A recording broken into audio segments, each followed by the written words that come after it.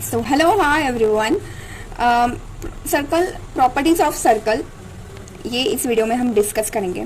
First property is what कि radius जो होती है वो परपेंडिकुलर होती है टेंजेंट को eight the point of contact. तो पॉइंट ऑफ कांटेक्ट में जो भी टेंजेंट है सर्कल की रेडियस उसे 90 डिग्री मींस परपेंडिकुलर होती है. ओके, सो ये जो एंगल होगा वो 90 होगा. ये वहीं पे यहाँ पे अगर कॉर्ड है तो उसी कॉर्ड को भी ये जो रेडियस है वो बाइसेक्ट करती है, eight the same time perpendicular bisector होती है. तो यहाँ पे ये दोनों अगर हम यहाँ पे C लिख दे तो AC will be equal to CB. At the same time ये जो एंगल होगा वो भी 90 होता है. But the main property is क्या, ये जो टेंजेंट को है रेडियस परपेंडिकुलर होती है eight the point of contact.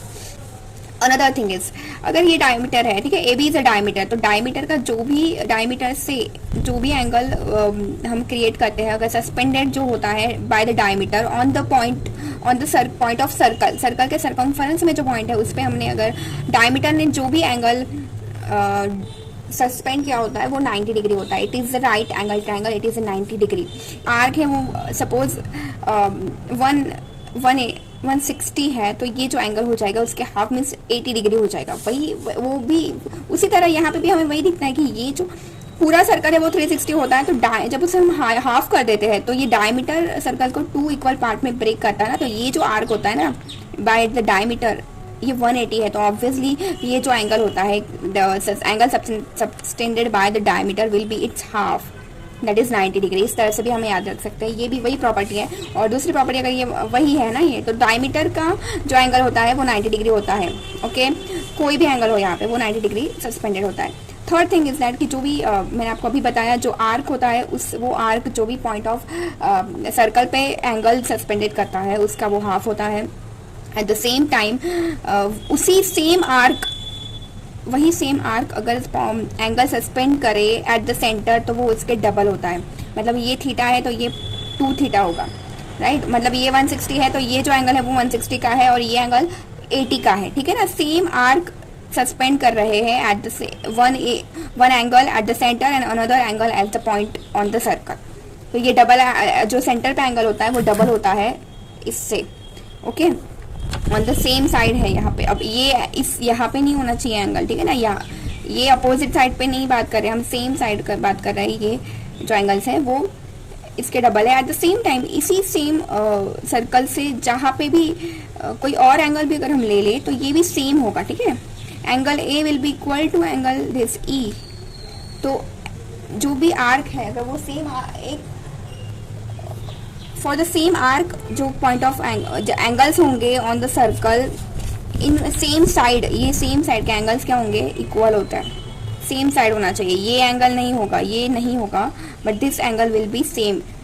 इसको हम F कर दे तो A और E are equal angles and ये एंगल जो है वो इसके हाफ होगा. जो भी एंगल सर्कल पर है सेंटर पर है वो इसके हाफ होगा.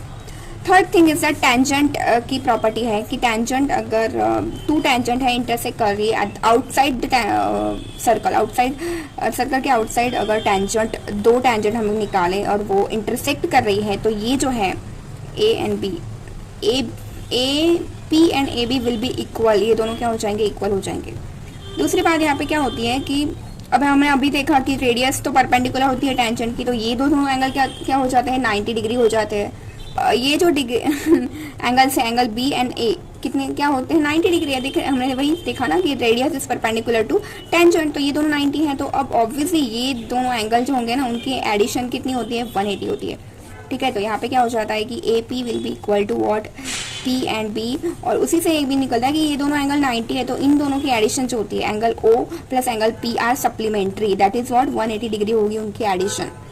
ओके, जैसा कि ये जो एंगल क्वाड्रिलैटरल होता है इनसाइड द सर्कल, तो quadrilateral which is inside the circle is the cyclic quadrilateral. इसे हम क्या कहते हैं कि साइक्लिक क्वाड्रिलैटरल. और साइक्लिक क्वाड्रिलैटरल की जो प्रॉपर्टी होती है वो क्या होती है कि अपोजिट जो एंगल होते हैं, opposite angles are 180 degree.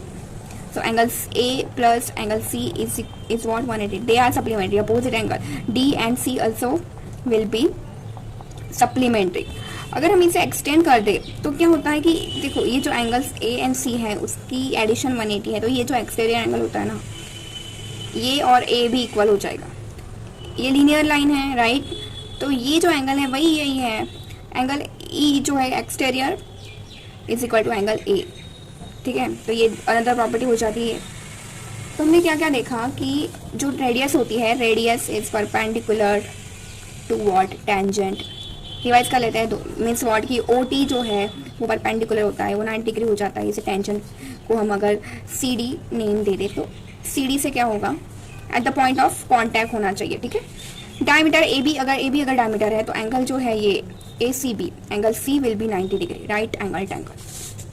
Third thing is क्या, अगर सेम आर्क है, सेम आर्क जो होता है वो सेम साइड पे ऑन द सर्कल जो भी एंगल्स सस्पेंडेड करते हैं वो ऑलवेज इक्वल होते हैं। So angle F E is equal to angle A is equal to angle F, इसको हम अगर ये दे दें, but which is not equal to angle X. अगर इसे हम एक्स तो it is not equal to X, हाँ ये भी ध्यान देना है, क्योंकि इस साइड पे नहीं, on the same side of the circle. दूसरी बात, जो सेंटर पे एंगल होता है, सेम आर्क की बात कर रहे हैं हम, आर्क यहाँ पे सेम है, उसने जो भी सेंटर पे एंगल सस्पेंडेड किया है वो डबल होगा उसी आर्क ने जो एंगल सस्पेंडेड किया है on the point of circle, ठीक है। तो ये जो एंगल है वो हाफ होंगे एंगल ओ के, और vice versa we can say that कि एंगल ए अगर थीटा है तो angle O will be twice of theta, उसके क्या होगा, डबल होगा एट द सेंटर, ठीक है, सेंटर ऑफ द सर्कल का डबल एंगल होगा। थर्ड प्रॉपर्टी में हमने देखा कि जो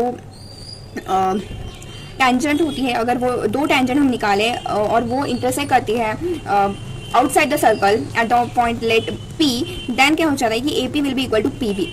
अब हमें पता है कि जो रेडियस होती है वो टेंजेंट को क्या करती है, परपेंडिकुलर होती है। सो एंगल ए और बी यहाँ पे हमें क्या मिल जाता है, ये दोनों तो 90 डिग्री है, तो ऑब्वियसली किसी भी क्वाड्रिलेटरल की जो 4 एंगल की सम क्या होती है, 360 होती है। तो ये जो रिमेनिंग दो हो गए angle O and P which are opposite, वो क्या हो जाएंगे, हमारे सप्लीमेंट्री एंगल हो जाएंगे, उनके एडिशन क्या हो जाएगी 180। At the same time A P and A B will be equal.